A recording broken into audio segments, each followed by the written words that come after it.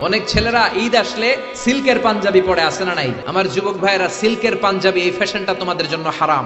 যুবকরা হাতে স্বর্ণের আংটি পরে, গলায় চেইন পরে, মেড অফ গোল্ড, স্বর্ণ দিয়ে বানানো যে কোনো জিনিস ইউজ করা, তারপরে সিল্কের কোনো জামা পরা ছেলেদের জন্য হারাম করেছে কে? ছেলেদের জন্য চুরি পরা হারাম করছে কে? ছেলেরা অর্নামেন্টস পড়তে পারবে না, ব্রেসলেট লাগাতে পারবে না, সিল্কের পাঞ্জাবি পড়তে পারবে না, স্বর্ণের কিছু ব্যবহার করতে পারবে না। এছাড়া তুমি তোমার নাভি থেকে হাঁটু পর্যন্ত ঢেকে সব ধরনের ফ্যাশন তুমি নিতে পারো। নতুন একটা ফ্যাশন এসেছে, চুলের এই দুই দিকে একেবারে মাথার সাথে মিলায়া চুল কাটে আর এদিক দিয়ে ঘোড়ার মতো রাখা আছে না নাই? আমি এটার নাম দিয়েছি হর্স কাটিং।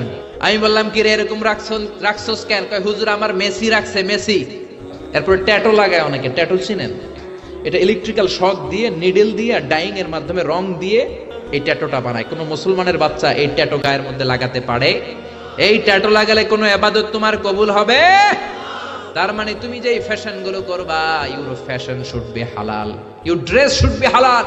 এই বিজাতিদের এই কালচার আসা যাবে না, বাংলাদেশে ঢুকানো যাবে না। বিশ্বনবী বলেছেন নাহা রাসূলুল্লাহ আনিল কাযাহ, কাযাহ করতে, এই হেয়ার কাটটা নিতে বিশ্বনবী নিষেধ করেছেন। দুই দিকে চুল নাই, মাঝখানে ঘোড়ার মতো চুল।